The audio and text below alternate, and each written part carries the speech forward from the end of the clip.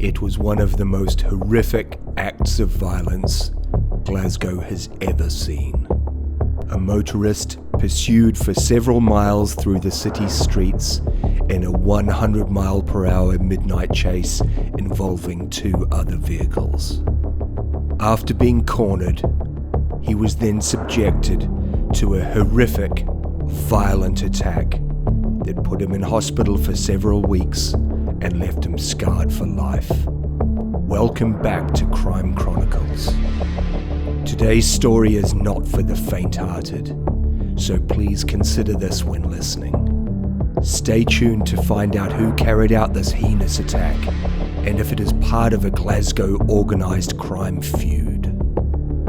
Earlier, on the evening in question, Stephen Daniel, whose family nickname was Bonzo, had watched Rangers football team play Aberdeen at Ibrox Stadium.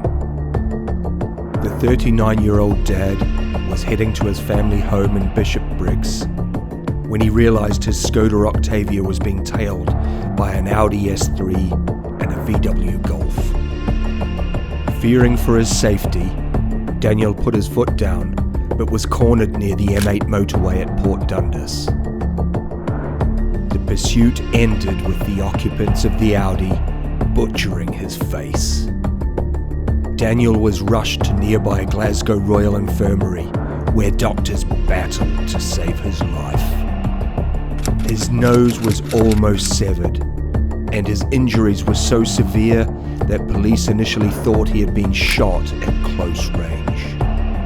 It later transpired that Daniel may only have survived the attack because it happened so near to the hospital, and because a top-class surgeon happened to be on duty that night. The Audi S3 used in the pursuit was later dumped and set on fire to destroy any evidence. However, the bloodied machete used in the attack had been left on the back seat. Detectives later read callous WhatsApp jibes about the murder attempt posted a few hours later by the Cleaver gang. One message read, "You happy today then, mate?" The reply was, "Love it, mate. Heard he can't see." The message then included a laughing face emoji.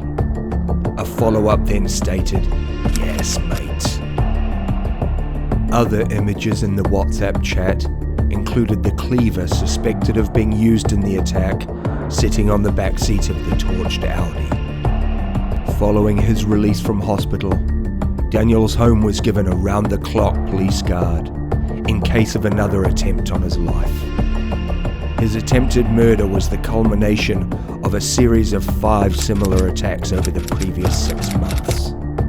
3 friends, Ryan Fitzsimmons, 34, Gary Petty, 22, Thomas Bilsland, 31, and a 29-year-old cousin who can't be named for legal reasons, had also been targeted.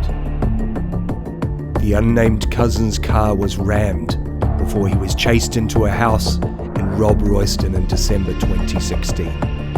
Once inside, he was hit twice on the back of the head with what appeared to be either a hatchet or a machete. A month later, Thomas Bilsland suffered a fractured skull after he was set upon in Glasgow's Cranhill area. Gary Petty was targeted after he visited an Italian takeaway in Maryhill in March 2017. The following month, Ryan Fitzsimmons, a former soldier, was left unconscious and brain damaged after he was attacked with a sword and a hammer outside the home he shared with his mother in Clydebank. However, the gang's main target appeared to have been Stephen Bonzo Daniel, who was attacked on May 18, 2017. During their investigation, detectives found tracking devices on Daniel's Skoda and the other victims' cars. The Skoda tracker had allowed the gang to trace his movements from Ibrox Stadium on the night of the attack. The device was the first of its kind to be used in Scotland and had been sourced from a company in Manchester. The use of the trackers allowed police to link a total of 6 men to the 5 brutal attacks. They stood trial at the High Court in Glasgow in January of 2019, charged with the various attempted murder plots. Security was tight throughout the proceedings, with armed police patrolling the building and people searched going in. The prison van carrying the 6 accused was given a police escort each day to and from the court. Jurors were shown dramatic CCTV footage of Daniel's car being rammed during the high-speed chase through the north of Glasgow.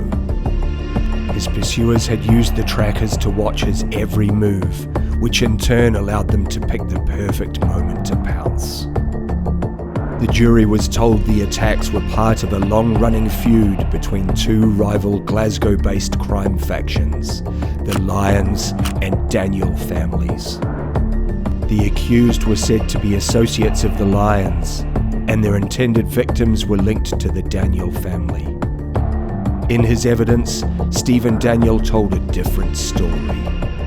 He insisted he had no enemies before the attack, and said there was no dispute with the Lyons. He also denied his family was involved in organised crime, a laughable assertion.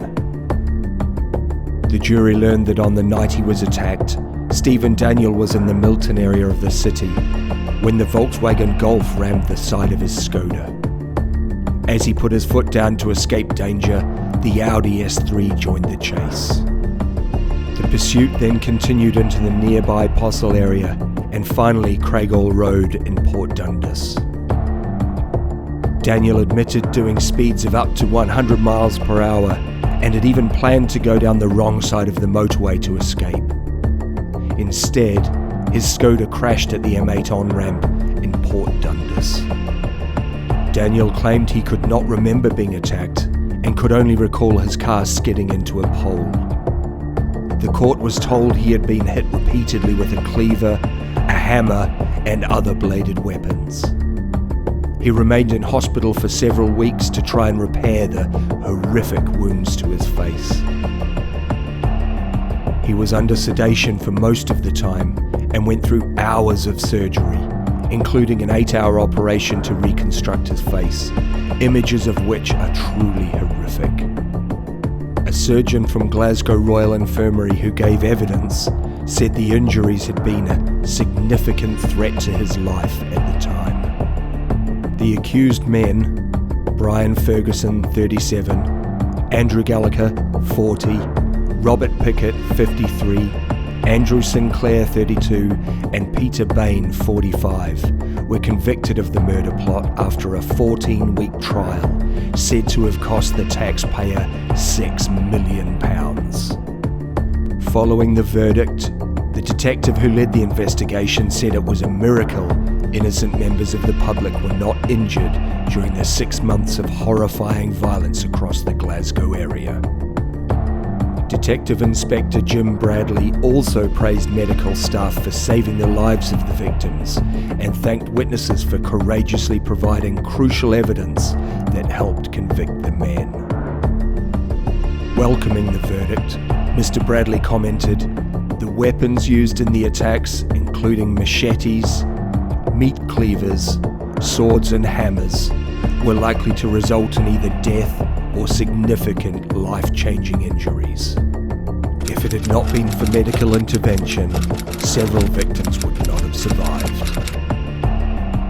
He went on to say, when carrying out their premeditated, violent attacks, these individuals had absolutely no regard for the safety of innocent people in the vicinity of where they were carrying out their crimes. On one occasion, a victim was chased into a neighbour's house, who woke to find strangers in their home, in the dark, with someone being viciously attacked. D.I. Bradley added, "This gang planned their attacks by using tracking devices on cars of their would-be victims, surveilling them for weeks and months before attacking them. This also included lying in wait before ambushing them in their cars in residential areas. It is by some miracle that innocent members of the public were not injured or worse during these acts of violence." The individuals convicted were tasked by higher-ranking criminal associates to carry out their acts of violence for payment on people they didn't even know. These men are seen as disposable by those in the upper echelons of crime groups. The following month, all the men were jailed for a total of 104 years for the attacks on Daniel and the other 4 men. The trial judge, Lord Mulholland, said the sophisticated plot was foiled by good, old-fashioned detective work. Ferguson and Gallagher were each sentenced to 20 years, Pickett for 16 years, Bain for 15 years, and Sinclair for 13 years and 3 months. A 35-year-old man who cannot be named for legal reasons was also jailed for 20 years. Some of the mob seemed unconcerned by the outcome and length of their sentences. Gallagher made a clenched fist gesture as he headed downstairs. Ferguson appeared to salute supporters in court, while Bain grinned and gave a thumbs up. Before passing sentence, Lord Mulholland told the 6 men, "You sought to turn Glasgow into a war zone for your feud. This is a civilized city, which is based on the rule of law. There is no place for this type of conduct, retribution, or law of the jungle." Unbelievably, Stephen Daniel gave evidence and said he was unaware of a feud between the Lyons and Daniel families. The judge added, "I did not believe a word, and more importantly, neither did the jury." Bonzo has been horribly disfigured and almost lost his life in the shocking attack, yet he will not admit the act was part of the gang feud between the Lyons and Daniel gangs. It seems that the Italian mafia law of silence, or omerta, is a big part of gang life in Glasgow. Thank you for joining us today on Crime Chronicles.